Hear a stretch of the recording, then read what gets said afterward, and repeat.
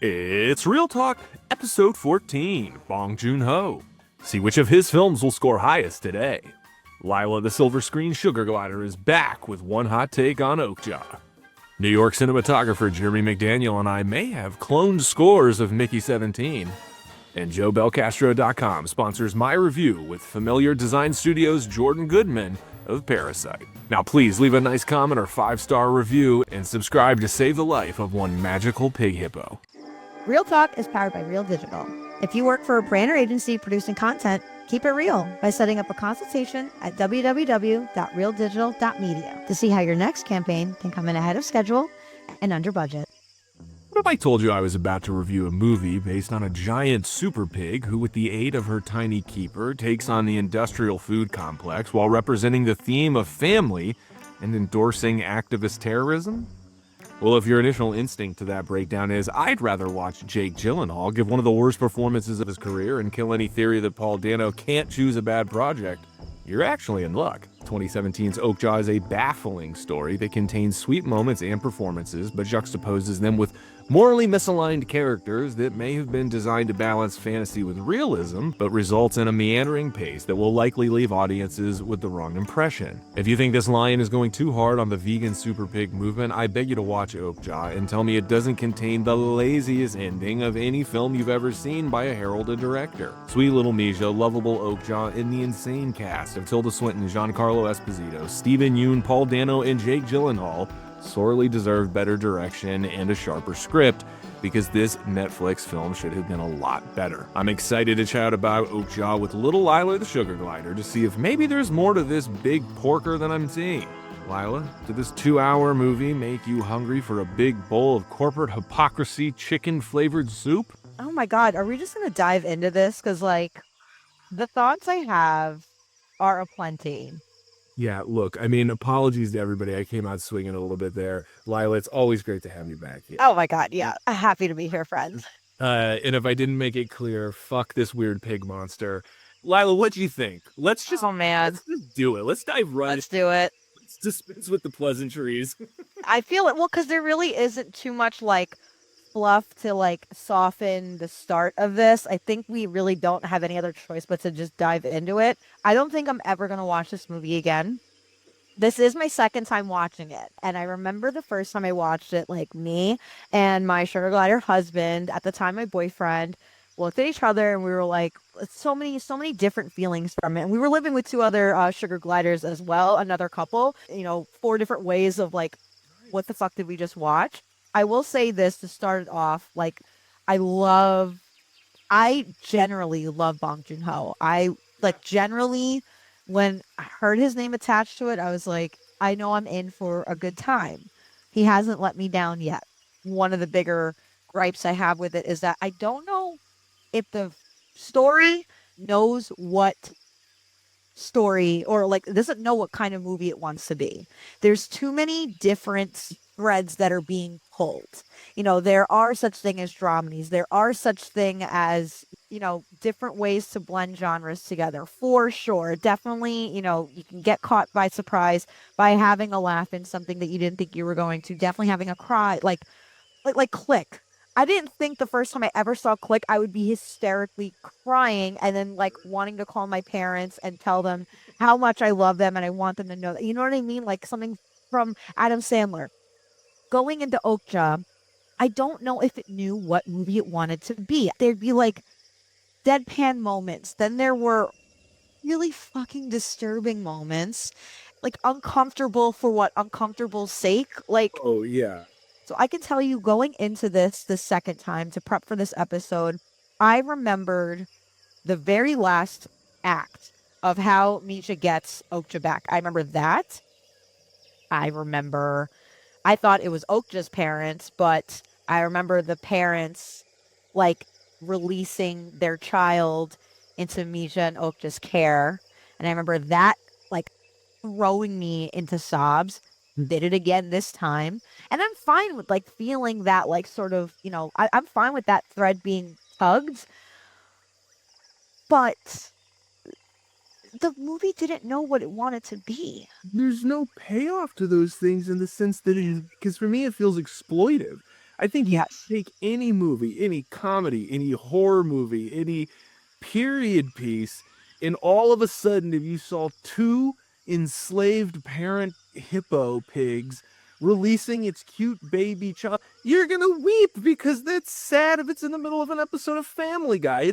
Yeah. You put that, it's gonna be sad. I don't think that that's any sort of nod to the filmmakers. I think it's Yeah. weird, and there's so many moments where these animal characters are again completely exploited in a way that I know this is going to sound like an insane take, but if you did what they did to Okja in the way they do it in this movie to a human being, I think people would be outraged.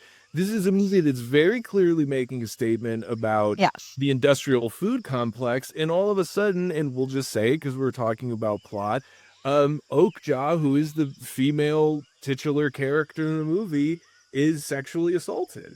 And It's so hard to watch. It's so hard to watch. in the footage, and it's so hard to watch that there's characters watching it in the film that are talking about how hard it is to watch and then rip the cord and stop watching it, which also seems insane in the moment because that's literally what their whole mission was, to get footage of this. Yes.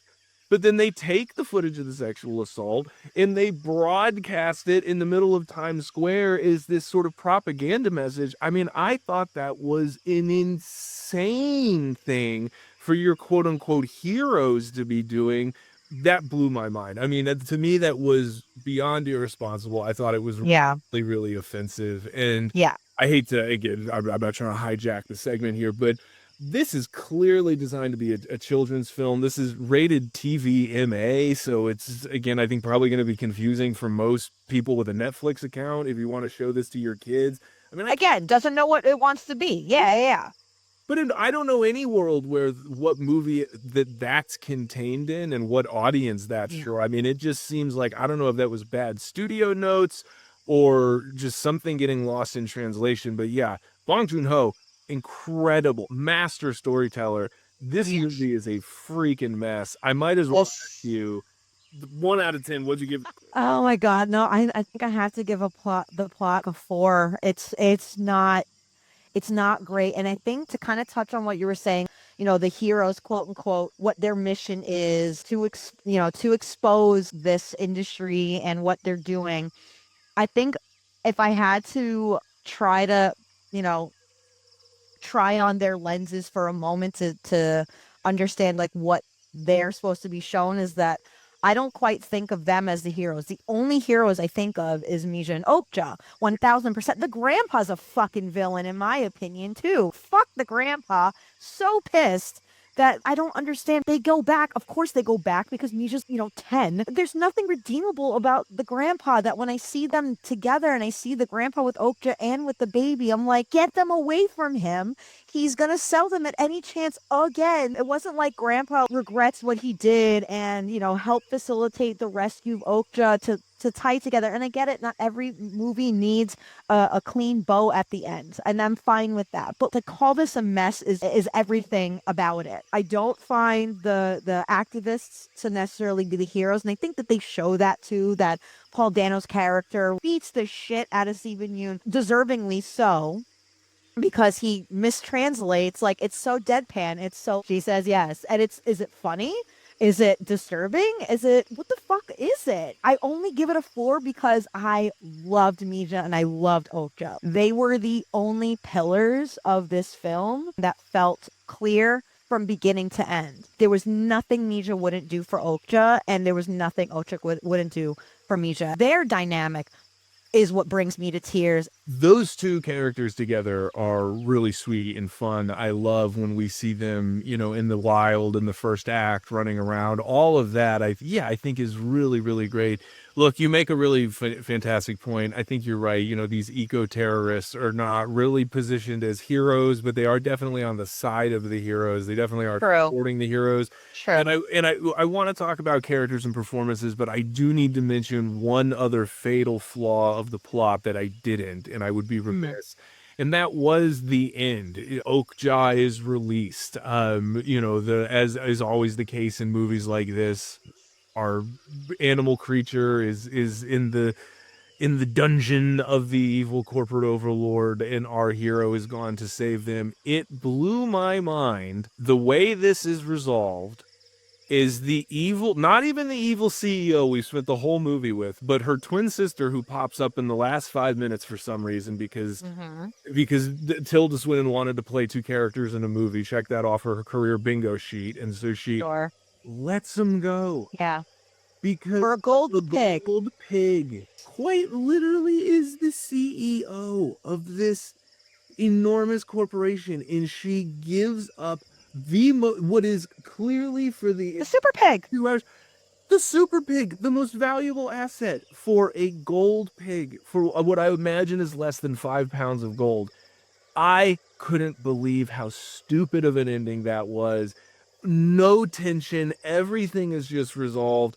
I Yeah. take issue with the last scene with the grandfather as well. I'm gonna wait until the end to get into that. But let's get into characters and performances now because we're talking about Tilda, the twin Twilda, twin The twindas. twin Tildas or the twinses, yeah. We're gonna review Mickey 17 later in the show with returning dear friend of the show, Jeremy McDaniel, and we'll get into that. These two movies were very similar, and I think Bong Joon Ho really struggles with directing big American stars in American movies. I felt like Tilda, who's a phenomenal actress, Was gonna say, still put respect on her name, but this was not a good project for her. No. she's a phenomenal actress. She's Yeah. unbearable in this. Jake Gyllenhaal, one of my all-time favorite actors, truly. I couldn't wait for him to be off the screen in this movie. Yeah. Crazy were they unbearable as I'm making it out to be? And Paul Dano, God bless him. Luckily, he's fine in this. But how many movies do you walk away going, Paul Dano's just fine? I agree that Paul Dano is definitely stellar, kind of like a Saoirse, where we've seen him from a young pup and watch him grow into this like really sharp, refined performer Oh yeah. that, yeah, he can hardly pick a bad project. His people did him dirty with this one, though, and I agree. I love Yake. I've loved Yake for a long time, like, crushed on him in like high school and the whole nine, but he's also another genre bending performer where he hardly also, I feel, is in bad projects. To your point, to your credit, my favorite characters, or that I felt the most, was Misha and a fucking CG pig. Like, those two were the best. And so to your point of, does Bong Joon-ho have, challenges and a harder time directing American actors versus Korean actors? You could see the strength in Mija's performance, or in it's on Seo Hyun. I am one white ass lion, sir. That I sounded don't that I do not want to like butcher this sweet, sweet girl because she did a fantastic job. Steven Yeun also hardly does wrong in my eyes as well. And again, he's this very unique position in this film where he is a Korean American. So he kind of gets both sides where I felt like his character also, I don't know, sucks too. I didn't root for him. I thought he was, just him being the reason why he did this was, oh, what you guys are doing is so cool. Cool? That's the best description we could come up with. God, characters and performance. I mean, it's also low, but An Seo-hyun and Okja, her ability to perform with what I'm assuming is a fucking green hand in the middle of a studio is stellar. She did fantastic. And so for that, she is the only it was such a fucking mess. So this is also a four. Liler, you have a great heart, and I know it's going to be difficult for you to try and shit on this movie, but every time you come up against that wall, I want you to remember how many times we had to watch Okja shit. We're now talking visual storytelling, and I can't think of a better way to segue into visual storytelling because when I saw the trailer and I saw the poster, it never occurred to me maybe his ass will be, or maybe her ass will be used as a machine gun to shoot crap And I ask you, at any point, would you ever think that of any other CG character? I mean, maybe it's Jar Jar Binks. I don't know. I'm trying to think, like, who else would I just naturally assume? Machine gun ass. Yeah. And what a weird, they seem to have quite the pattern. She just gives it like a little triple tap on the cheek and it just starts doing. I mean, this is the absurdity we're talking about here. It's like this is a really, because otherwise it is a really well rendered CGI character. There's a lot of close ups. Totally. There's a scene where Mr. Gyllenhaal rubs his hand across it, and the sound design is really nice because you can hear kind of this texture.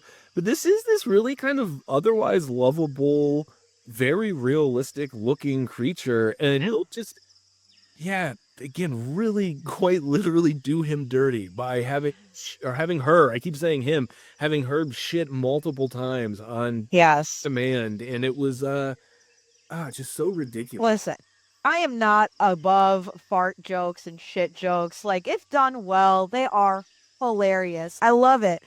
It's funny when it's done right. It felt again so out of place. It felt so weird. I almost forgot about the machine gun shit, the machine shit gun. I don't know how else. This is slowly turning into an episode of the Angry Video Game Nerd, is what's happening. It really was because after I was done watching it, came downstairs and Alex is like, "So how was it?" He was like, "I don't remember anything from it when we first watched it. What did how'd you think?" I was like, "I'm pretty sure there's a good reason why you didn't remember anything because Jesus Christ, I never want to watch that movie again." Oh my God, no, I want to stay on topic. So visual storytelling.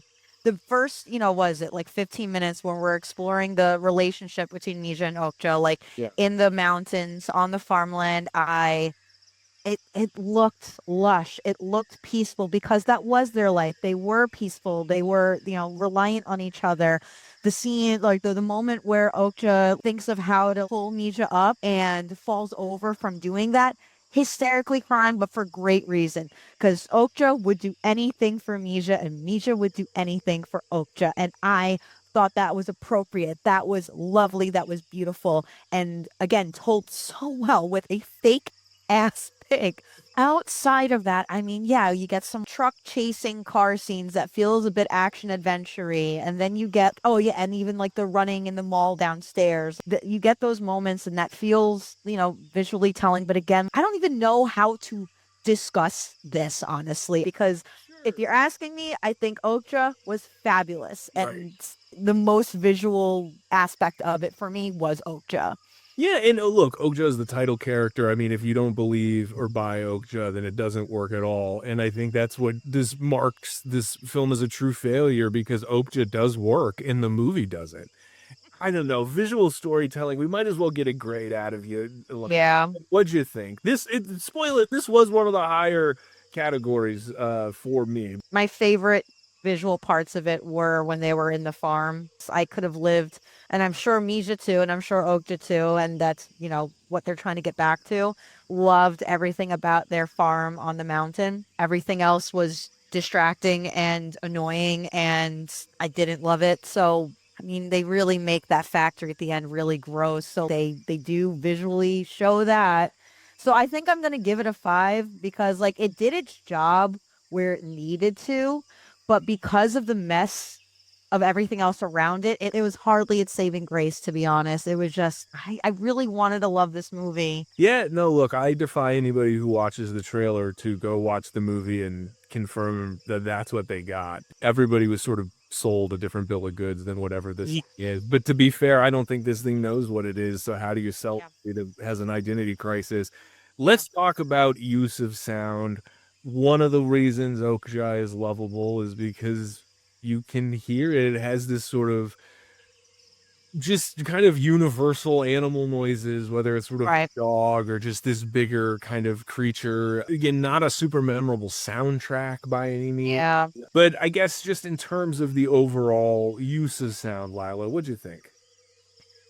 I think the overall use of sound actually might be one of the higher ratings in my category, just out of like it really took us to those places. It took us to the mountains. It took us to the underground mall. It took us to the highways, the streets of Times Square, and the factory. Essentially, those are like the heavy areas that we go to. Not a very memorable soundtrack, but I felt like we were really in those places. The sounds of the super pigs getting assaulted and getting killed and getting sliced up, those sounds sounded really real. So I guess they took us there. These all sounded real, based off an animal that does not exist. The somber music at the end again with the parents releasing their little piglet, which like ugh, again fucked up for fucked up sake. Like it's just like do we know that the steps that it took to save Okja, is it going to start a chain reaction to eventually release these pigs? I hate to even make the comparison because it sounds like it's belittling, but the only thing I could think of is imagine if you had a movie about slavery and you just had Yeah. one slave walking away from a pen over just overwhelmed with slaves and this little child runs away. I mean, yeah, I guess there's a part of you that feels good that the little one got away, but you're like, what about the What other about the thousands? thousands? Yeah, that's Yes. what I just it's so strange, so strange. Like if they alluded that this was going to kick off a chain reaction of eventually taking this down, I could feel a little bit better about the slow, steady disintegration of this corporation, but it doesn't. She bites the pig in this nasty ass factory. I don't care how many times you wipe it. That's disgusting. Use of sound. Let's get a It's number. this Yeah, let's number is it's a seven. It's a yeah. seven. It got me there. So great job. And yeah, that's why. So let's just dive into the themes and talk about Yeah. stuff because we're already here. And I'll tee you up by saying I actually, by the time I got to the end of this movie, I thought to myself, this movie is a living embodiment of the theme. And I think the theme of this movie is corporate hypocrisy. This titanic corporation in Netflix as a huge ocean of content based around cooking food, just very wastefully doing food competitions where we're just cooking food to for the sake of who can bake a cake the fastest and biggest and most, you know, so it's very difficult for me to look at Netflix as this responsible corporate, voice that should be the advocate for consuming locally or something. And so I thought, but wait a minute, is that what Bong Joon Ho is doing here? Is he using this corporate budget in this project, this Netflix project, to try and point out the hypocrisy of a project like this even existing in the first place? I feel like I'm really maybe stretching, but my thesis statement that I want to make about this, or not my thesis statement, but the point I want to drive home is the very last scene of the movie. It is our grandfather character, my Misha, sitting at the table. They are eating chicken soup, her favorite. That's what it's set up as earlier. He cooks it for her. We see the little baby running around. We see Okja looking in through the window in the back. And all you hear, because there's no talking and there's no music, you just hear chickens. That's all you hear is you hear chickens. And this entire story about saving this animal from going to slaughter. And how did he get saved? Corporate intervention.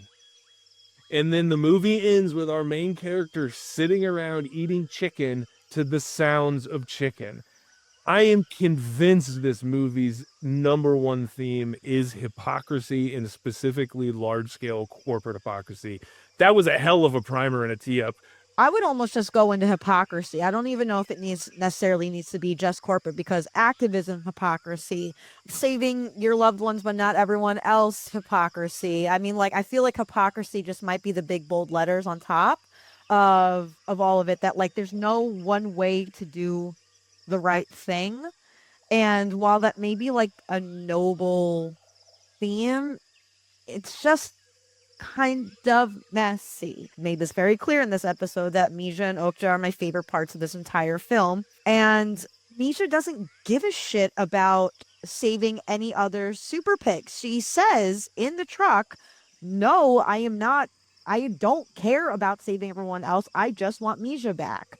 And at the very end, I mean, like, I think it would be such a stretch if Misha was like, no, fuck this little pig. Like, get back in there. Of course, she's going to save the little pig because, of course.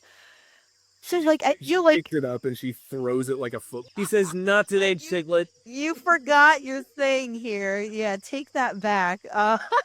She's not going to do that. Of course not. And that would be such an insane stretch. But to me, I think it goes beyond corporate hypocrisy. I think corporate hypocrisy is the strongest of the hypocrisies, but there is activism hypocrisy and like saving hypocrisies as well. So with that said, I think you are right. That theme is there. They, are so about some version of like a PETA, maybe I shouldn't say that, but like saving the animals activism, but they can't stomach the sounds of like aggressive mating, aka sexual assault of our sweet Okja, the situation they created. And honestly one they were kind of hoping for, again, to prove their points. But you're in this shit for this shit. Watch that shit. I also agree that that very convenient way to save Okja. I don't even know if convenient is the right word. It's just so fast. It's just There's Deus Ex Machina, which for those unfamiliar is just the sort of concept of this deity or higher power just sort of yeah. saving the hero because in theory the writer doesn't have an out. I mean, this is like corporate ex machina. This is just, oh, the CEO likes your gold pig. So you Yeah. have to go. And that what makes me so sad about that is that's the time for Misha, the star of the movie, to give an impassioned speech. The whole movie, she's been chipping away at this learning English. So what if she gives this great Oh yeah, that broken would be English great. monologue where she convinces the corporate leader that they'll get way more good press by releasing all of these super pigs and starting to breed them as pets or something, as opposed to turning them into food. And then in that moment, the sister character goes, "Oh my God, she's right," and they all get set free. And in this company, Tony Stark style turns from creating weapons of mass hunger in all of a sudden turns it into we've created the next Furby, that Yeah. weighs as much of a VW bus. But regardless, they can figure that out in the sequel. But the point is, I again can immediately think of a way that you can solve this problem as opposed to going, fuck it, just give her a trinket and you get your big hippo pig back and now you can go eat chicken to the sound of chickens. And that's where I totally agree with you. I think there's all sorts of different examples of hypocrisy in this, but I do feel like the film itself is an example of corporate hypocrisy because whatever message you want to try to take away from this, the film itself is an immediate example of why it kills its own credibility for the Yeah. sale. So I digress. 1 out of You need a number. Lila knows the drill. She's a vet at this point. You know what? I'm gonna break my own rule too. I'll give it there's gonna be a point. I think I'll give it a 6.5 because while it was there, it was just so established, so messy. This was a big pig that needed dissecting, and we did our best. We did our best between the two of us. Well, I'll reveal your score now. You gave the plot a 4. This is your fourth time on the show, so how appropriate. You also Wow. gave the characters and performances a 4, also celebrating. Visual storytelling a 5, the use of sound a 7, and the theme a 6.5, which gives you a 53 for Okja. Let's see, that's technically a C, right? Because anything between a 60 and Yeah. 80 is a B, so this is a C. And the C is 40 to 60, so this is technically a C, maybe even a C plus. What would you give it? The C minus. I really wish I did the numbers well enough to give it a C minus. And again, like it's only at that C because of Misha and Okja, and I guess really Misha's performance and whoever animated Okja, they're the only pillars of this to me. Yeah, The writing, yeah. Oh, God. I mean, there are things that I feel like if you are teaching a course on texture mapping or something, there are scenes you're going to be able to pull from this and teach. For So sure. there's definitely redeeming qualities. Yeah. I digress. I'll reveal my score. To your 4, I gave the plot a 2.5. I was really pissed off about that ending. If people couldn't tell, sorry. They're lucky they got any points at all with an ending like that. Yeah. 2.5 for me. Characters and performances, a 4 to your 4. Visual storytelling, I actually gave it a 7 to your 5. I totally Mm. agree. I don't. I don't enjoy it, but I have to give it its points. Yeah. Use the sound, same. You and I both gave it a 7.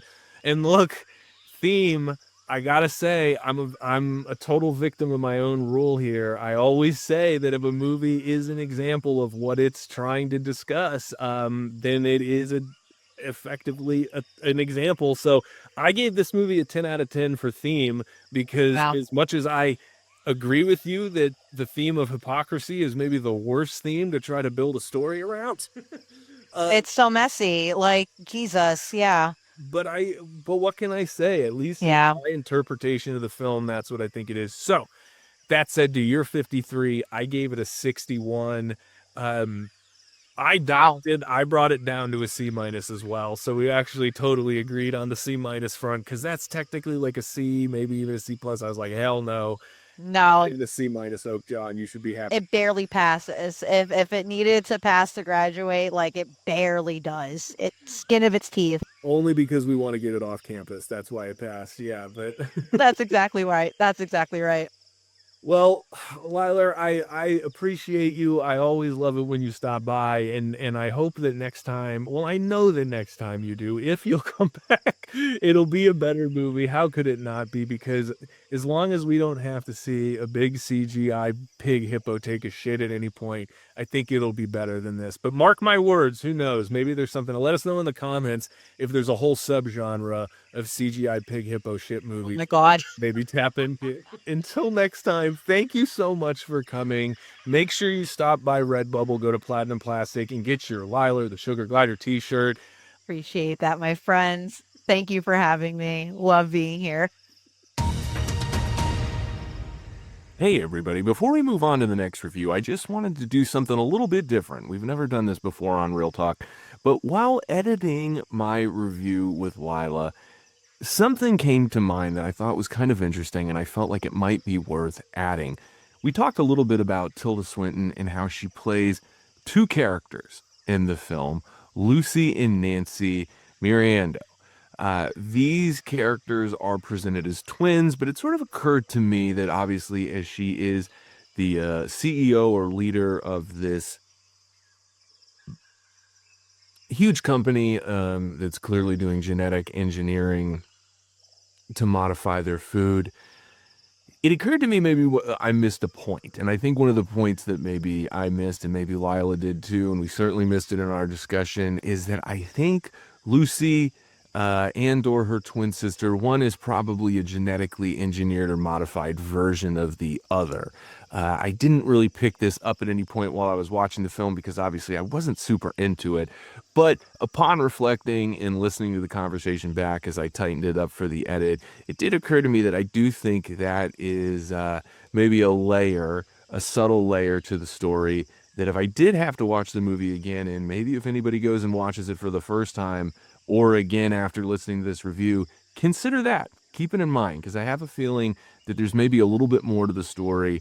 And even towards the end, the exchange between Mija and either Lucy or Nancy, I can't remember which one it is off the top of my head, but I think there might be a little bit more significance to that because the rejection of sort of the offer by the corporate body and Mija basically deciding to walk her own path, and that's symbolized when she sort of gives this pig back. It might have a little bit more significance if the twin accepting the golden pig is either sort of the original person or maybe even the genetically bioengineered version of the other sister. There's also a little bit of subtle difference between the two characters, one of whom, and I'm talking about, of course, the characters that Tilda Swinton plays, seems a little bit, I don't know, underdeveloped in terms of maybe evolutionary perspective. So some food for thought, pun intended there with our super pig in mind. But we'll move on to the next review.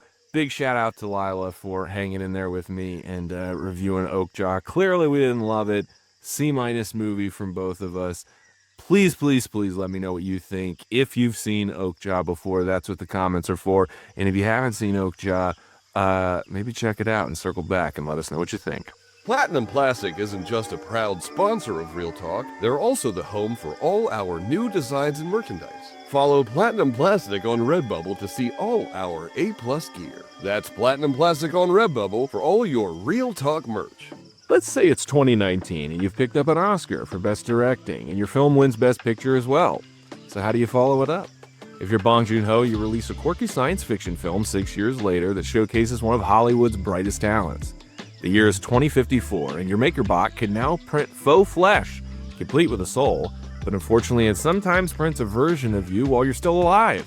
And now there are multiples. Robert Pattinson's Mickey Barnes signed up for the program that transferred his being into an artificial body so it can be experimented on and killed. We meet the 17th iteration of Mickey at the start of the film, and he finds himself in the unfortunate situation of being duplicated while still being alive, and in this movie, that is an offense punishable by death. In addition to dealing with multiple Mickeys and trying to take down a corrupt corporate regime, the plot of the film also weaves in a first contact storyline that feels just underdeveloped enough to lower the film's IQ. Oh, and I didn't even mention the part about the gangsters chasing Mickey and his friend Timo, who is the type of pal that will chop you up into bits on camera just to save his neck. Mickey 17 is ambitious in its attempts to traverse multiple themes simultaneously, but did it succeed? Let's ask director of photography and good friend of the show, Jeremy McDaniel, how he scored the picture.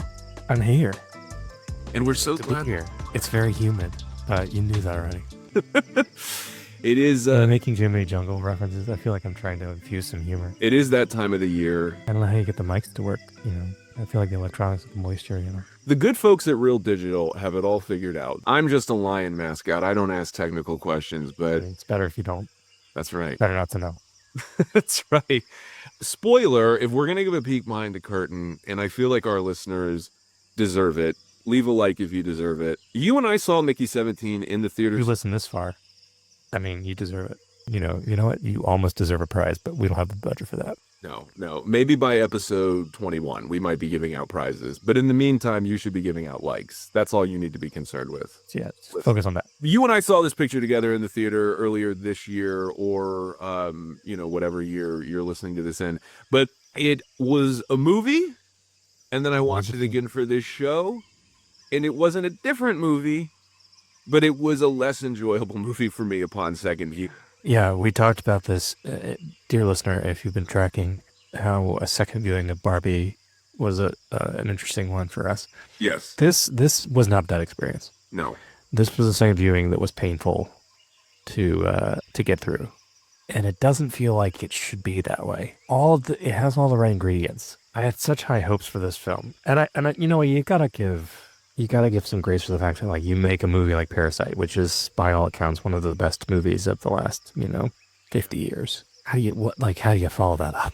Like, what kind of movie do you make? I don't know. And on some level, it kind of makes sense that this is the movie that you made to follow that up, because it just you can't be so serious with it. It's gotta be something a little bit weird, and boy, was it weird. I definitely think this is, in a lot of ways, more reminiscent of his pre-Parasite work. Which I gotta be honest, I haven't watched a lot of. I only bring that up because it is easy to look at this through the lens of like, how do you follow Parasite? And I think if you're looking at these two movies in a vacuum, it doesn't help Mickey 17. Let me put it that way. But I do feel like just from It is referential for sure. Yeah, and there's creatures and aliens in this. There's just things that, again, even if you look at like an Okja, that's kind of a very similar, just there's a whimsy to that I think maybe is trying to exist here. But regardless, you know the drill. We're going to talk about it in 5 different categories. We're talking about the plot to begin with. And this is a movie that relies very heavily on plot because it is effectively about, the ability to reprint these expendable bodies. Concept heavy movie for sure. If you're familiar with Moon, which was a Sam Rockwell picture from I believe 2009. Elton Jones made it. That deals with similar ideas of clones sort of being aware. That's a really good call out. That's a really good call out because that movie's excellent. Oh yeah, and it treads a similar line. We can get into it later, but like it treads a similar line of like genre. Yeah, where you're just like totally. You're not really sure what kind of movie it is. Without diving too deep, like the biggest challenge for me about this film is that it doesn't know what genre it exists in. It tries to play too many sides of the field, and it just doesn't. It comes out feeling like it doesn't play any of them well. It has good ideas inherent in it, but like It's trying to play offense and defense, and it's not at the same time. It's not doing a very good job. I completely agree. And we'll get into the other categories and how I feel like to that point, I think what ends up happening is it's underdeveloped. But with the plot, I don't know that I would describe the plot as underdeveloped as much as I would just describe it as unsatisfying, because in the end, it just, I don't feel like this movie comes together at all in a satisfying way. Yeah. I said, I think when we first saw the picture, that the last 10 minutes, it's like you stopped watching a script that got made and you're now watching studio notes that got made. I mean, things just feel tacked on and unnecessary, and it really brings down what was already not a strong picture. And I think I said this when we saw it the first time, and it like we're veering into stories. This is good.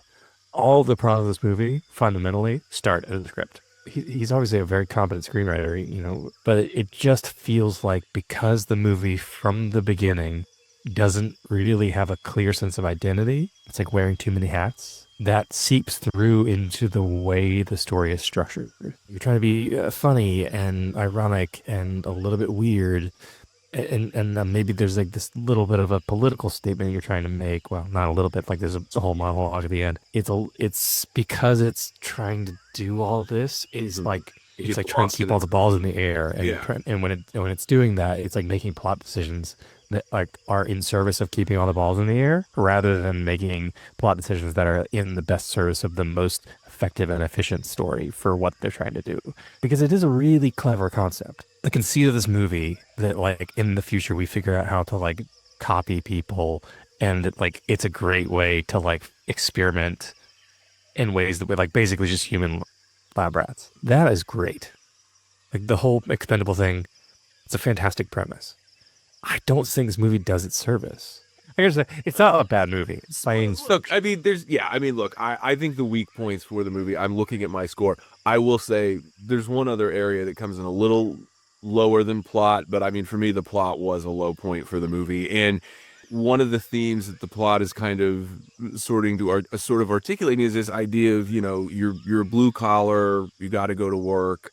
How depressing does that become when death isn't even a way out? This idea when your job is to literally go die and then you have to get up and go to the work the next day. There's inherently like a humor to that tragedy. And I feel like this movie really could have gone, and maybe should have gone, a lot further down that road, as opposed to trying to inject a love triangle and trying to inject, just all these other things. Yeah, and then the parody note. Yeah, just getting away from again what it really could have been. If you had to give it a score 1 out of 10 just for the plot alone, what do you think you designated? 5. It's not dysfunctional. Like it gets there. Mm-hmm. It's just not what this movie could have been. Bad movies like don't work. This movie does. The movie does work. It just doesn't work well, and it falls prey to some choices that I think like are not the kind of, I don't want to make the distinction. It's not the kind of thing that's just like amateurism or bad filmmaking. Right. Like clearly the people making this movie know how to make movies. That's very clear. And I think they have the right intention. Totally. But I think that like we can all fall prey to like just a whole host of priorities that become more, and then like to your point, maybe studio like hands get involved, or all the things that change a movie over time. Things are just like, oh, this isn't quite working, and then we fix it, but we fix it in a way that broke it more, but we don't like aren't and things like it's a cascading effect, right? When you're telling a story, because things overlap. I don't spite the filmmakers at all. I just think that like they took a swing and it was a mess. That's what I think. But like, agreed. Well, I do want to talk about characters and performance, because I feel like that's kind of the real cornerstone of this movie. I mean, Robert Pattinson is playing multiple characters. I mentioned Sam Rockwell in Moon. Adaptation is a film we've covered on the show. There's a lot of great examples in Hollywood where one actor gets to play two characters. Robert Pattinson does a very good job with it, but is Mickey 18 underdeveloped? And if so, is that even a fair criticism of the film? That's interesting, because I don't know. I remember I kind of had the thought of like, it's kind of weird that they're so different. Mm-hmm. Like you set up this idea that like it's the same person, Like the Right. same personality every single time. And then like off the bat, he's just like, no bullshit. And there's a part of me that's just like, that doesn't seem like the same character. And I struggled to see them as the same, like two versions of the same person. I think that you're meant to, but I don't know that they like fully established that iterative quality of these types of Mickeys. They all kind of felt the same until that point. And I don't think that Robin Pattinson, I just gonna say, is a fantastic actor, and I think he like did a lot with what he was given. I don't necessarily love the accent choice that he went with. Yeah. It's maybe my preference. I can't fault him for making that choice. Like it was, a lane that he picked, but I think that like he's an incredibly capable actor. Obviously, like playing, and also the physical. I got to props to the movie. The physical interaction between the characters was really good. Yeah. They feel like two different people. They do not feel like two copies. Like the separation between them and the way that they sort of integrate the two, it felt really, really good. So bought into that fully. Yeah, like I couldn't really read the line between the two characters and what they were trying to do. And I think all the performances in the movie kind of feel like, and again, I don't know if maybe there's a language barrier or there's something going on, but it does seem like the cast was really left to make a lot of decisions. And about their characters, and Mickey 17 does feel like a fully realized character. I don't know that I should say that Mickey 18 feels like a less developed character considering what he effectively is, but I do feel like, I don't know. It feels more like a plot device than a real character. Yeah, and there's just a lack of consistency between the performances. Like some of them, I don't know if it's a matter of like authentic versus not authentic, but they just, I'll just get to it. The Mark Ruffalo character was a little too much for me. I thought that Elephant in the room. White elephant in the room. That's right, the big white elephant in the room. It's very clear what they're doing, and it's just It's obviously like a thinly veiled Donald Trump impersonation. Let's be honest about what it is. Again, this was released. The release date of this was, I believe, in March. So obviously, when they were March of 25, Pre-election. Yeah, so they would have been making. They're making it, yeah. But it still was just a very weird timing of it, and I think watching it now a second time, it just felt even more heavy-handed. Like the performance doesn't age well, and not because of the kind of source material, so to speak, or what it's lampooning, but more just because there's not a lot of nuance. And this is a performer who, whether he's playing the Incredible Hulk or any number of roles that he's brought to life, he has always brought a level of understated, again, nuance, to use the same word, to his performances, and I don't think there was any of that in this. It's a cartoon character. It felt like a Saturday Night Live sketch. And I don't know, it's hard to say without being on set, obviously, like where the line draws between like the director's, impulse and the actor's choice. I don't know how much of that was Mark Ruffalo. It just really felt heavy-handed, and I don't feel like doing it that way made it so much of a caricature that you couldn't take it seriously as a commentary. Like it overrules its own commentary by making it that exaggerated of a caricature. One of the few notes that I made about this is that I think the movie does a really poor job of like really truly comprehending the thing it's mocking. There's that sequence where they're all around the dinner table and they start like singing what's ostensibly a worship song. Yeah, this gospel. And I was just like, what is this? Like this feels like somebody watched a video and was just like, oh, we should make them do this. Right. And it doesn't feel like I understand why this character is what they are. And I know maybe that's like, a commentary in itself. There's just like the absurdity of it. But like, right. I just felt like there's a logic to everything, even if it seems absurd to you. And I couldn't buy into the logic of this character or the belief system or the obsession that the characters, the peripheral characters had around him. The whole thing felt like a joke. And because of that, like it undermined the real message that I think the movie was trying to get at.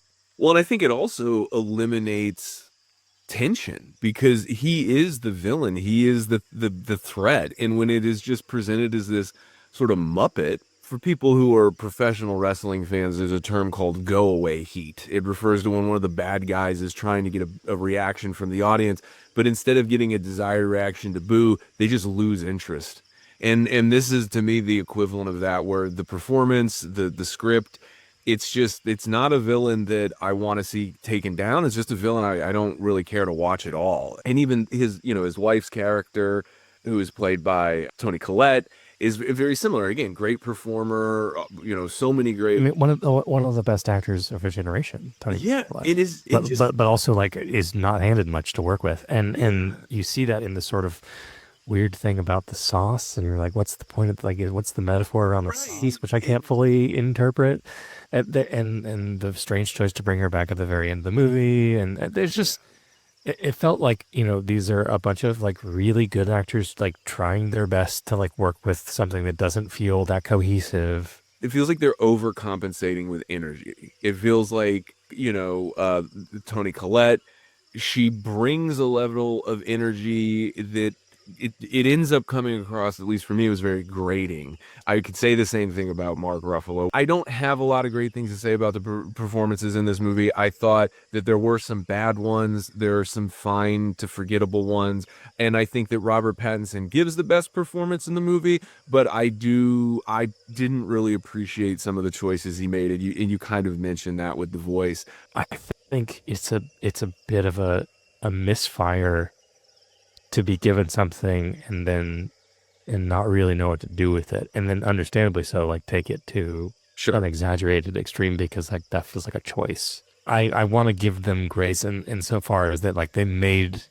bold choices, and that takes a level of like courage as a performer. So you got to give them at least that. What would you give it? I'm curious. I'm very interested to hear what your grade is for this What did category. I say? I said 6 for plot. You did say 6 foot long. I think I'm gonna say 5 for performance. Wow, okay. And I know that's so low. No, it's not that slow. I'm just but surprised that that it's lower than the plot. I would have thought that you would have maybe given it the same order. But that's only because the performances do nothing to save it. Sometimes you can kind of transcend. I feel like for me the performances went in the opposite direction. They exacerbated the things I didn't like about the movie rather than like redeeming the things that I did. I think it's fair. I don't mean to even. It's not far off from mine. I just, I think it's really fair. Well, again, this is a science fiction picture, and much Allegedly, when you think about visual storytelling in a genre picture, there are images, there's things that come to mind. This movie has an aesthetic to it that does feel like a diet version of other movies. It doesn't really feel inspired, and I'm talking more about the production design. I think from a cinematography angle, it's a very good looking film. A lot of it is clearly something wrong with it. Yeah. Yeah. And a lot of it is, unfortunately you could tell, it's a CG picture. You're going to have a lot of... Yeah, we can't not talk about this. I'll talk about visual effects. Yeah. I don't know how many practical locations you're really seeing that aren't sets and things like that. So it's hard for me to think of, any shots that really stood out. It's hard for me to think of any sequences that were really effective. But that being said, I do think the visuals in this film are one of its strong points. It is a good enough looking film. It didn't invent the dystopian sci-fi vibe. It's doing a revisionist kind of version of that.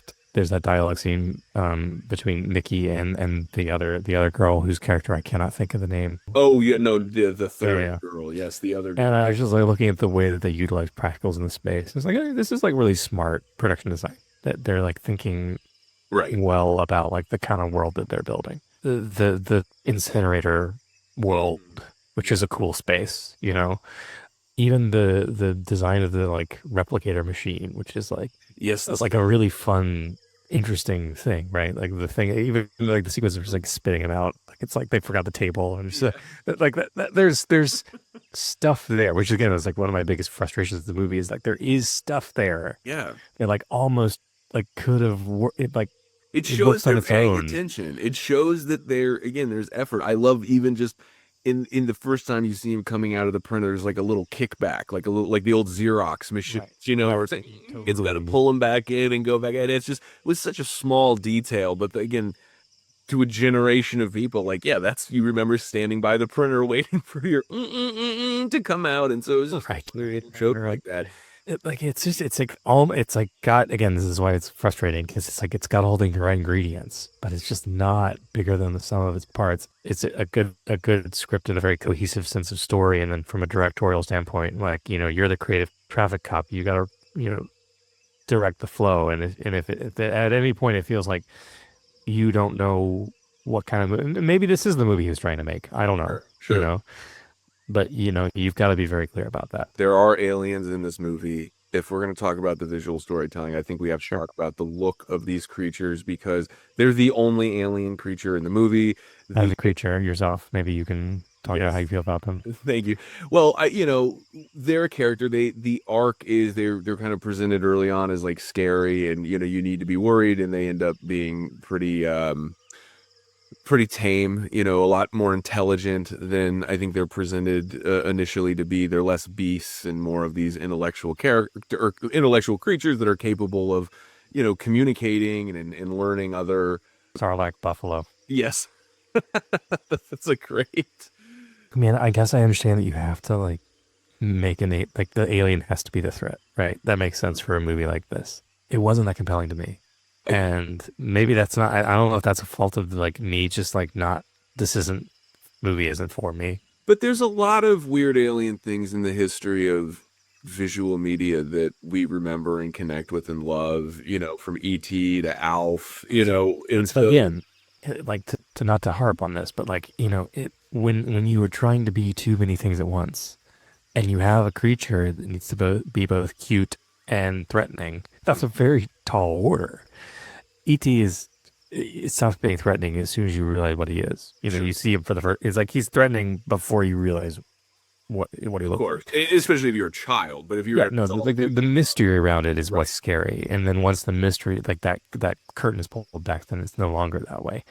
For this, like it kind of does that, but also like it's trying to not show its hand until the very end of the movie, which this is like why there's this like really contrived scene where it's like could you really destroy everyone? Oh, you can't. You were bluffing. Like it's just a strange scene. It's just like, why do we need to put this in the movie? It was like, oh, like we're trying to legitimize our choices around the monsters. It's just there's again, it all comes back to you were trying to do too many things. And unfortunately for me, these aliens were consistent in their performance of being very grating in the sense that their threat, the thing that they do is they all just sort of scream. And the sort of danger that they pose is that, as humans, your eardrums might explode or something because they all kind of scream. And I don't know, by the time I, as a member of the audience, learned this, I was already pretty annoyed with various things going on, and I just didn't need a bunch of Sarlacc buffaloes screaming. So yeah, I feel like there was definitely something really missing from that creature design. I think it needed something to put it over the top. Look, you asked what would I think is a lion. To me, if you need something scary and threatening, I think of a bear. I think of, you need something that's big but can also be cute and lovable. And I guess in some ways that thing was that, but it resembled more of a bug or a roly poly. And so I think I'm too busy spending time looking at it, trying to understand what it is and how it functions, Sure. as opposed to being freaked out by it or scared by it or any number of things. And so I digress, but I definitely wanted to get your thoughts on the sort of creature design aspect of the visual storytelling. There's nothing wrong about the execution of it. Sure. Like they look good. Technically, yeah, they look very good. There's a point where you Um, see its eye and it looks really great. You kind of see Yeah, no, the visual effects team did a solid job. It's just is again, to what end? to what is Sarlacc buffalo. Yeah. What do you Why want? do you? Wherefore art thou buffalo? Hey, quickly, leave a like if you like the Sarlacc buffalo. As good a time as any, leave a like. And also, Jeremy, I'll mention before I get while you calculate a thought, 1 out of 10 for the visual storytelling, I want to mention that one of the reasons one of the reasons Mickey is being duplicated as a part of this program in the movie is because he's on the run. Early in the movie, he tries to get a macaroon business off the ground with his friend, who later in the movie kind of stabs him in the back, or at least tries to, and then some. They're wearing some t-shirts. These t-shirts were sort of startup t-shirts for their macaroon brand. Right now, you can actually get that t-shirt on Redbubble on our Platinum Plastic. That's right, in the Real Talk Deeply original. Well, hey, we got a lot of original designs on there, but every once in a while you're going to be able to find a little something fun, just like this one. So macaroons are not a sin. I think that's what the t-shirt says. You can watch Mickey 17. You can let us know in the comments if you liked it, if you hated it, and then you can look at the show description, click the link, and go get the t-shirt if you want. So enough of that plug. Now, Jeremy, you got to tell me. That's the kind of nuanced, not quality content that you're gonna get from Real Talk. This is hey, what can I say? I'm inspired by the material. At least I'm not just screaming into the sky like a sarlacc buffalo. What would you give it out of 10? The visual storytelling. Because everyone like did their job well, and there was no like glaring flaws. I have to give it like a 7. Yeah. But I don't think that like you can't undo something that isn't working on a granular level. No, I totally agree. I will say the next category, use of sound, we're going to talk about right out of the gate. I'll just mention this was for me the most successful part of the picture. The moments of the movie that worked really well were really benefited from the sound design. The music gives this a ton of whimsy. You know, that does have this sort of like, it's soft. It's sort of it's not really intense. You know, it's kind of just strings and Yeah, I mean, the composer was given the brief for this film and was like, I'm gonna figure out how to thread this needle, and does a pretty good job of it. you know, I was kind of hating on the aliens earlier, but so much of their character is based around sound. And although I found that choice to be annoying, that they were just going to scream, the fact that the team was tasked with, oh, we not only have to, these things have to grunt like creatures, but then they have to have like kind of a language they use, but then they have to have this high pitched scream that can sort of shatter glass and hurt people and whatnot. So for me, I felt like the sound was, The textures were good, yeah, Yeah. for sure. the environments felt real. These are clearly alien environments, or you're on a spaceship, so you're inherently going to know it's a set or it's a sound stage. And again, I feel like the sound design does what it is supposed to do by making things a lot more immersive. I actually felt like the planet stuff felt pretty good. The like ice caves and like the tundra, they all felt like good real environments. I know that like a huge part of that was like sound design. And even when the movie opens, you're kind of in this, Mickey's fallen into like a pit, and you're in this sort of ice pit looking Yeah. up. It looks and feels kind of echoey and hollow, and you know, it's vibe wise, I think it's an appropriate way to start the film. And that didn't mean to sound like a knock. That said, again, nothing super memorable to talk about in terms of moments, sound design. There's nothing, again, score music wise, this isn't Jaws. There's nothing you're gonna get. There's no signature animal noise like a Chewbacca sound or something that you're gonna remember about it. But I'm curious what you gave it. Like I said, that'd be kind of a spoiler for me. This was the highest ranking category of. Yeah, I mean, again, I'm going to go back to the visual thing. It like everyone did their job Mhm. well. 7.5. We'll give them a little extra. Extra credit. I think that's fair. I think that's very fair. Well, that brings us to theme. I've certainly made my point clear. I think that this movie really drops the ball in handling just about everything. You or at least as it stems from the script. I don't want to say that it drops the ball in every way, but it's kind of handicapped because out of the gate it doesn't have great material. The script is literally an execution of the plot, but it is also where all of the themes live. And I think that Right. this movie is pretty kind of confused. We talked about it having a bit of an identity crisis, and I think thematically it wants to tackle bigger themes than it has anything to say about. I don't think What are the themes of this movie? Genuinely, I think it's like trying to like ask really big questions, maybe, but without really ever exploring them in depth. to me, the big takeaway thematically was the idea of Mickey represents this. Everything in the universe is trying to pull purpose away from him. Like he in every sense of the word almost shouldn't exist. You know, he's on the run from criminals. He's now on, you know, doing a job he only took to get away. It's a job that requires him to die. He's now been duplicated. And so I think that for me, the theme is very much about how do you acknowledge that your existence might not be as important as you want it to be, but still not lose yourself or lose your sense of worth or lose your dignity. And I want to say that that's what the film is about. I feel like I'm injecting a little bit in there because I don't even know that it's a great execution of those themes, but based on the material given, that's what my takeaway was. There's a little bit of a like a what does it mean to be human thing. Like we're like right before Mickey 18 kills Kevin Marshall, like you also are afraid to die. Mhm. Like you're human. And he acknowledges that as like a way to try to, manipulate him, but it does feel like an intentional sort of like what how do we define what has value in this world and what doesn't? And what's expendable and what's not? And all of the people that have power that define it in their ways, and the people that don't have power define it and they get the scraps left over. And if I were to really try to like narrow down the theme, like I think that's probably what feels the most true to me about it. Becomes more interesting. I think that thematically it's more poignant if Mickey 17 is the one to sacrifice himself and take out Kenneth Marshall. He's the hero, he's the main character of the story. So for him to take down the villain, I think works. And I think for the absence of him in the universe, it then forces Mickey 18 to evolve, which I think that for this sort of lack of emotional intelligence that Mickey 18 seems to display, him then needing to kind of almost grow and fill in for me. I think that the message that they're maybe trying to talk about and discuss through the themes, it really doesn't matter because that's not how the movie ended. And I feel like I mentioned it earlier with the plot that for me, the biggest failure of the film is the ending. And thematically, whatever themes it's exploring, I feel like it does not actually drive it home and land it at the end.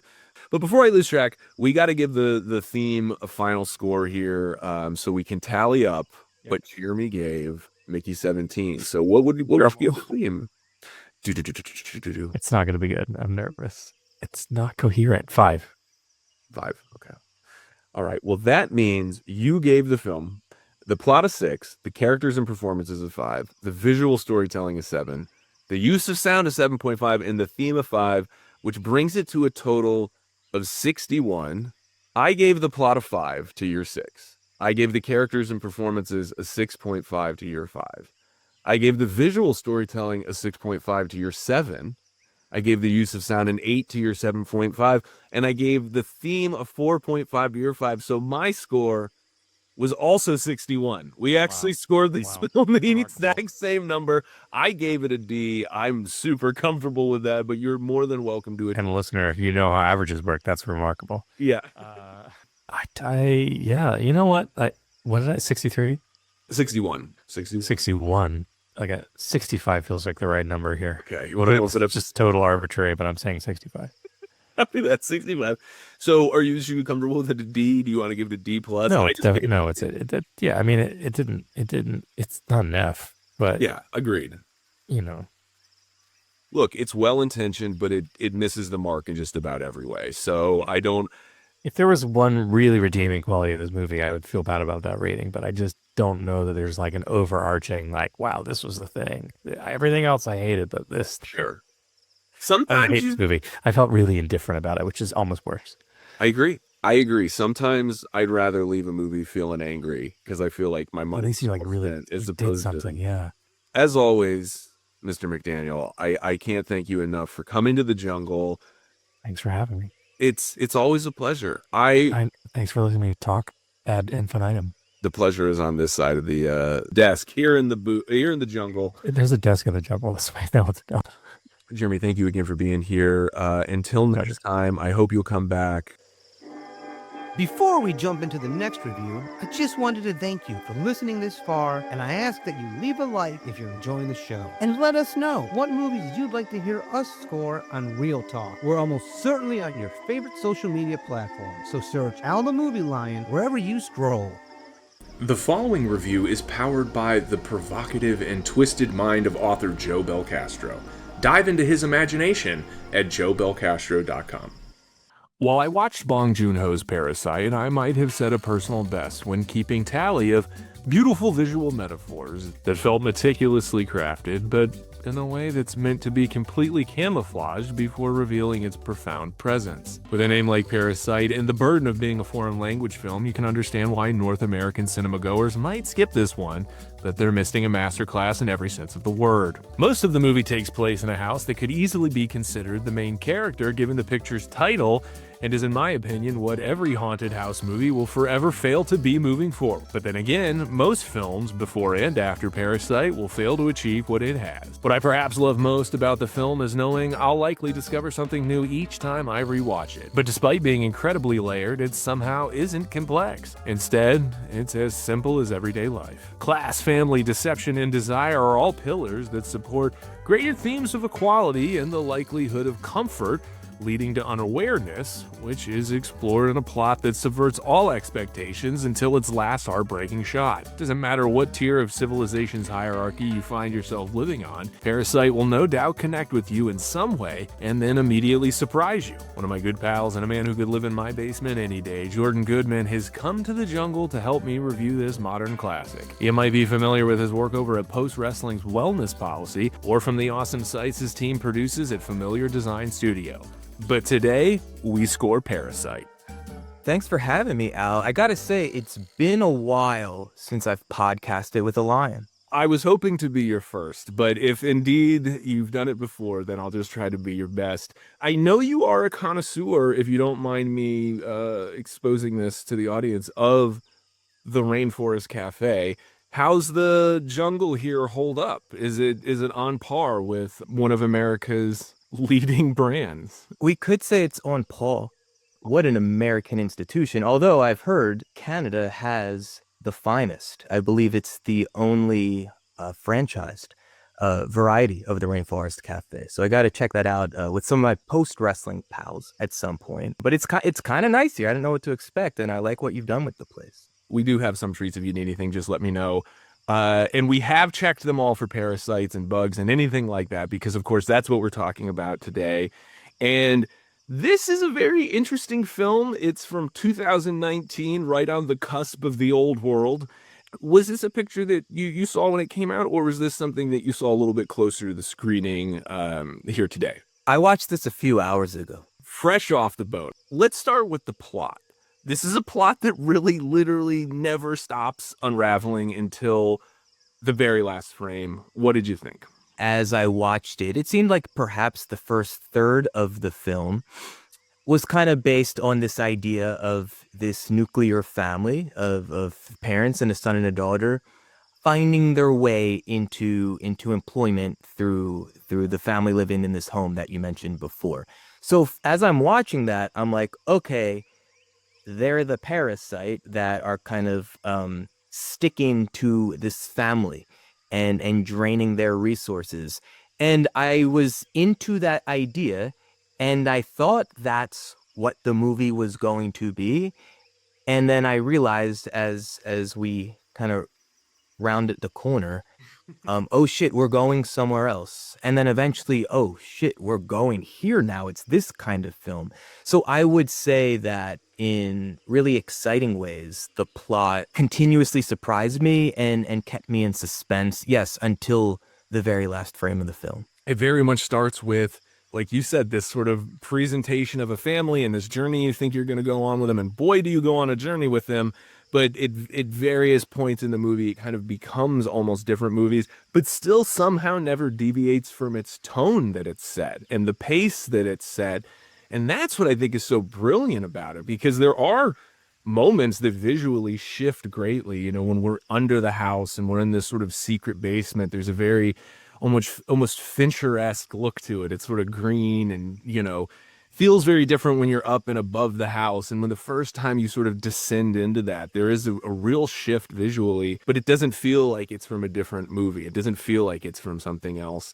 Before I get a score out of you for the plot, is there anything in particular that really stood out to you in terms of subverting your expectations the most? What maybe caught you off guard in terms of, I thought we were going here, and then holy cow, we went somewhere completely different? Certainly the reveal of this basement bunker with this reveal of the original housekeeper perhaps not being the most benevolent or trustworthy, we could say, and the reveal of her husband being this quasi prisoner underneath this family's home. I mean, that was again the first big shift of, oh, this is something entirely else now. Although I will agree with you, I think there's still felt this through line. There felt like a cohesive movie throughout, but that offered these twists and sometimes shocks, and even running the gamut of humor to horror. But yeah, it was the reveal that something more sinister was at play with the basement and this original housekeeper. And at that point, I felt like it broke me open to expecting, or being open to expecting, anything that may come next. And even with that said, I was shocked at how violent and gory the film eventually became. I want to get a score from you, 1 out of 10 for the plot. And right before I do that, I just have to point out how funny this movie is. I didn't expect it to be so funny. I laughed a lot. There are a lot of really good jokes and setups. And look, it's a foreign language film. I think that's really saying something about the screenplay and saying something about the direction, that they're able to create jokes that translate really, really well. And I bring that up specifically with the plot because this is just a really entertaining movie. And a lot of that has to do with the humor, but it's never too funny. It doesn't, again, deviate from tone. I found it to be humorous from a few different perspectives. Yeah, there are some intentional jokes within the film, dialogue, acting, etc. But also from maybe a bigger picture view, we could say maybe a parrot's eye view. The film is just fucking ridiculous, and from that sense, it was funny too. I felt a push and pull of getting sucked into the drama of and the fiction of what was unfolding, but also there were times where I was like, this is so fucking dumb. And in that sense, it's silly and fun and humorous. I wouldn't say that ruined the experience for me. If anything, it made the intensity of parts of this film a bit more palatable. The premise is silly. It's not particularly believable. And just in many ways, what occurred in the plot of this film was ridiculous. And from that perspective, even just the perspective of like, this was someone's creative and they got a budget to create this, and then it won the Academy Award in the States, like, that is funny to me. It's a true achievement. I mean, yeah, this movie definitely crossed a lot of barriers. It made a decent amount of money in the States, but it did incredibly well globally. It had an estimated budget of just a little over $11 million, made a little over $53 million in North America.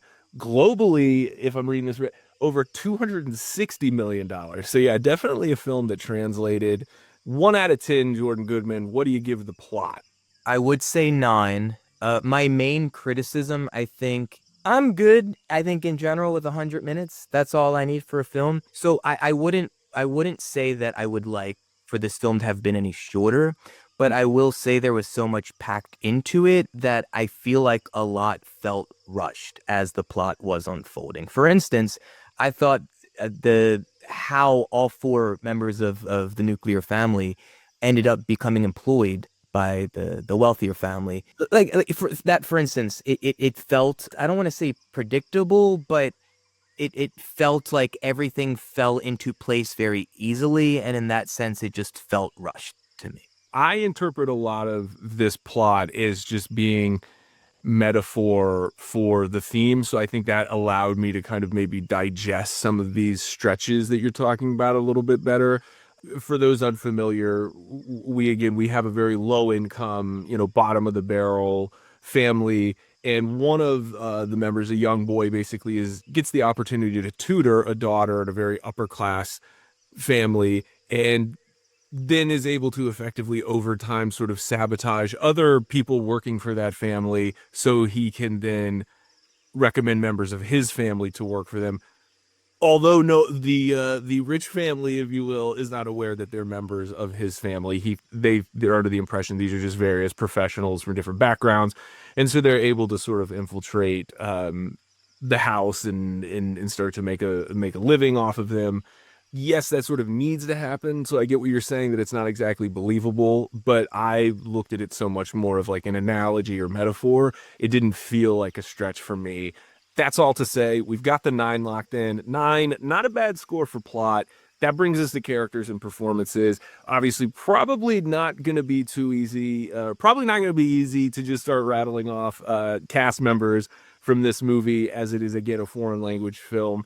But really, truly incredible for performances on everybody's part. For as ridiculous as much of this fiction was, it wasn't too difficult for me to get lost in the drama of it, and a lot of that to the credit of these actors here. I mean, the house and the people occupying this house. I really felt like I was there, and again, a lot of this was credit to the performance of these actors. I'd say I'd lean 8, though. I'm not like finishing the film. I can't say I was like blown away by any one performance. It's only been a few hours since I finished the film, Sure. and there isn't necessarily one character or performance that has really stuck with me where I'm thinking like, oh my God, a performance of a lifetime. Top tier, certainly. But I can't say I was blown away by any singular performance either. It sounded like you were thinking about an 8 there. The 8 is locked in for characters and performances. But I do think, obviously we have to acknowledge we do not speak the language. So I do think Absolutely. some nuance and things that it's just naturally going to be lost on us. And obviously, this being a first viewing, I would submit a lot of it. You were looking at the bottom of the screen, reading what they were saying. So yeah, again, I think it's certainly a fair criticism. It's just it's difficult, especially upon one screening, to be able to really dive into those performances. But I do think everybody is sort of bringing something to their role in a really unique way. You mentioned the housekeeper earlier. Perhaps we will refer to her as Peaches, since the characters in this film, it's a little bit difficult to both pronounce and distinguish between them. But yeah, I thought she was really interesting in how she kind of evolved through the picture. I think she has the biggest arc visually and is used very much for exposition and used to reveal things. So she has a lot of weight on her shoulders, and I thought she handled it really well.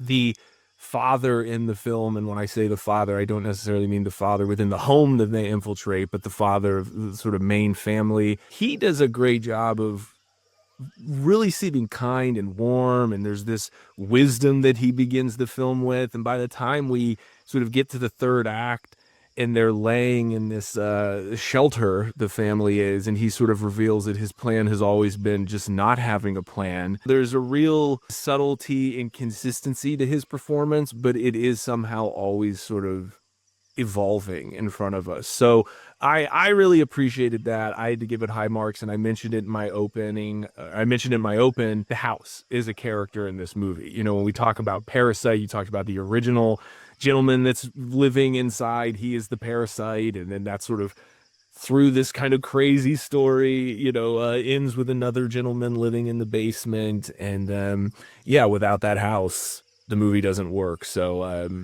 got to give a shout out. Got to give it a shout out to the house and Parasite. Jordan, that brings us to visual storytelling. I mentioned in my open, there's a lot of visual metaphor used in this.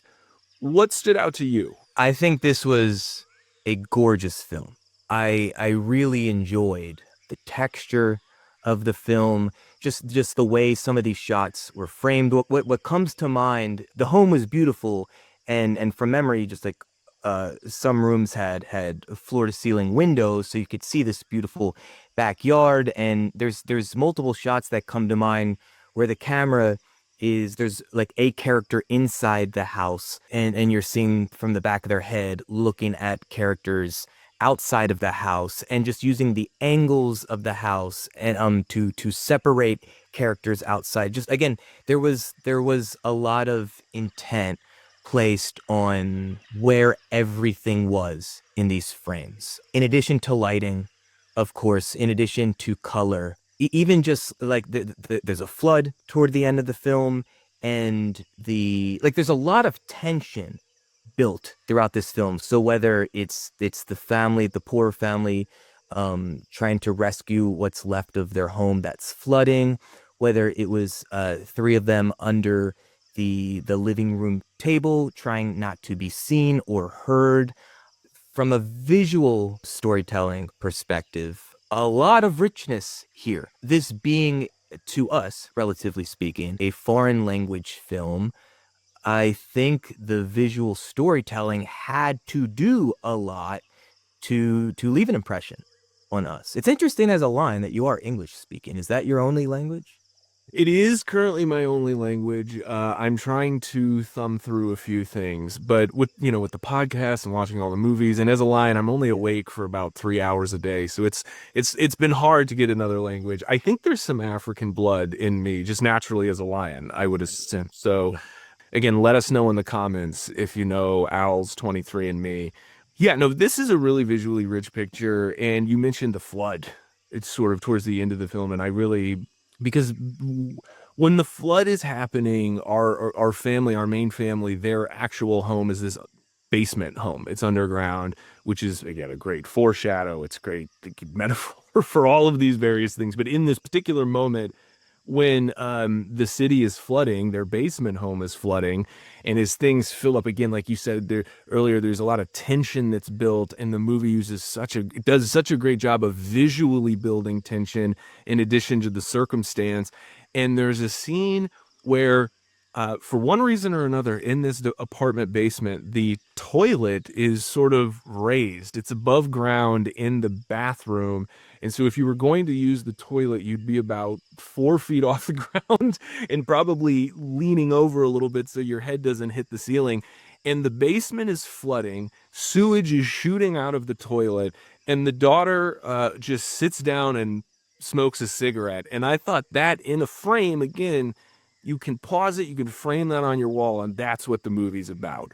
When the rich family, there's a moment where the son is outside in the teepee and there's a storm and they're sleeping on the couch, or before they start to sleep, they start to engage in a little bit of foreplay and fool around, and the camera just sort of pans over, and we know that the family is trapped underneath the coffee table right next to him. Again, pause that is a visual metaphor for what the entire movie is about. There's so much sort of visual poetry. To your point, the way that the house is shot and framed visually, like they find all the right angles to shoot this and enhance this house and truly make the aesthetic of the home sort of the skeleton for the framework of the visual storytelling in the movie. And so when you're in different areas, when different things are happening, the literal space in the house offers a sense of sort of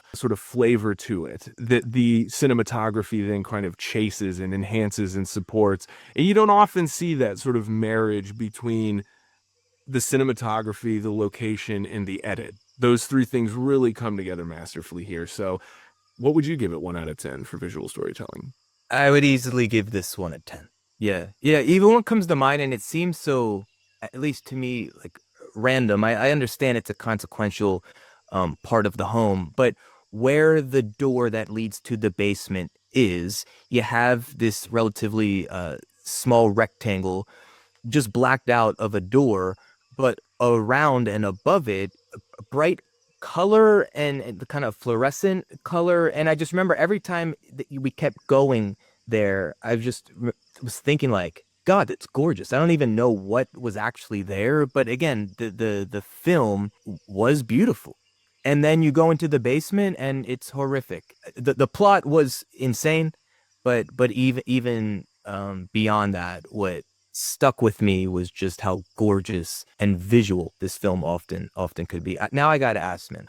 So when a lion is engaging in foreplay with, are you just would you like just paw one of the 12 nipples of your mate? I obviously have a deep love and passion for cinema. I get a lot of emotions out of watching movies.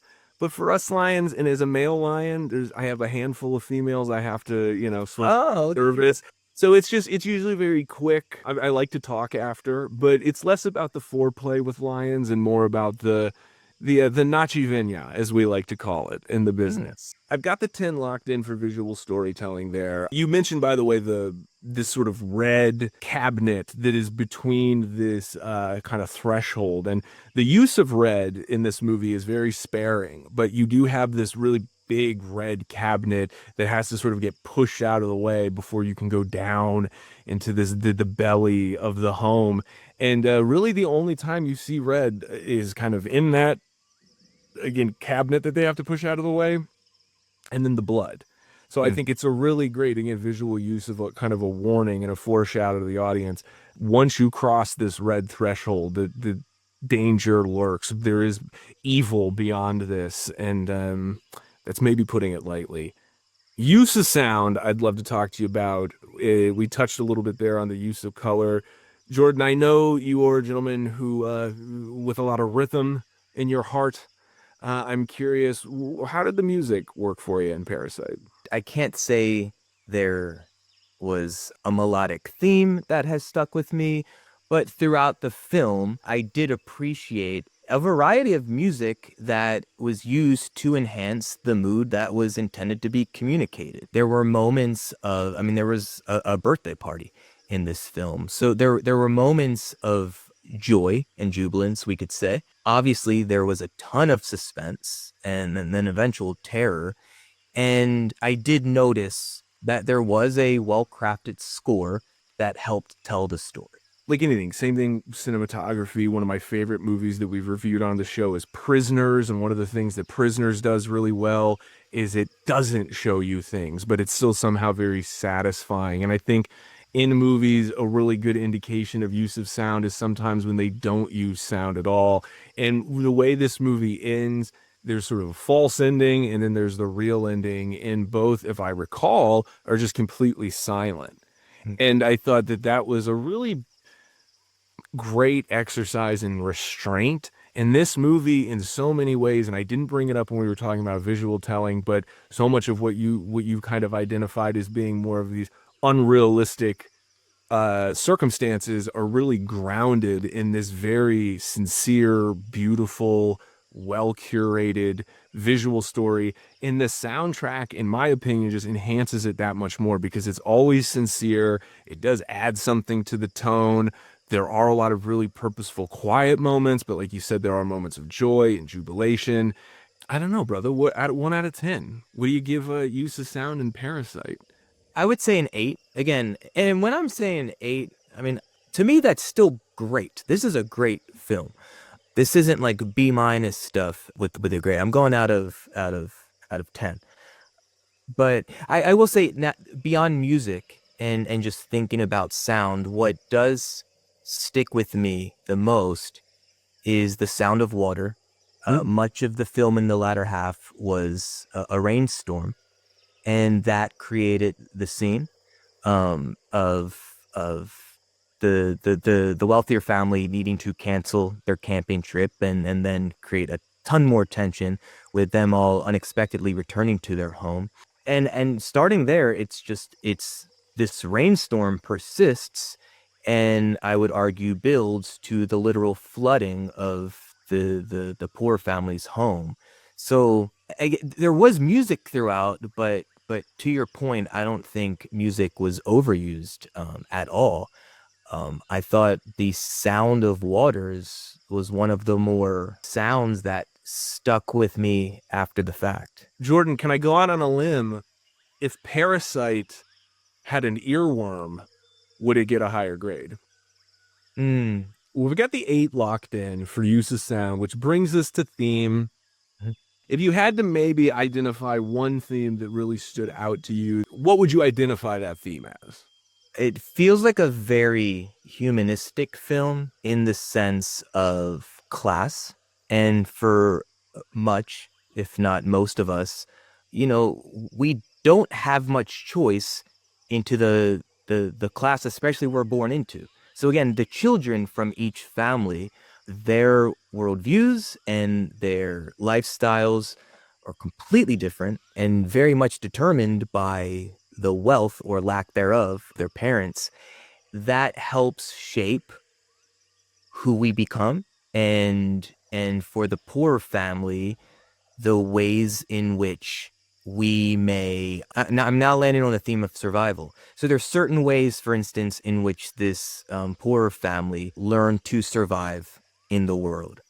But also, especially when we look at the adult couple in the wealthy family, there's different ways that they're surviving too. The husband, for instance, doesn't seem that interested in his perhaps hot wife. The film treats her and even speaks of her as simple. And yet, this is a guy who has this home and these children and a life that's built. And it seemed like there's certain ways in which he has had to learn how to survive with the life that he had built for himself.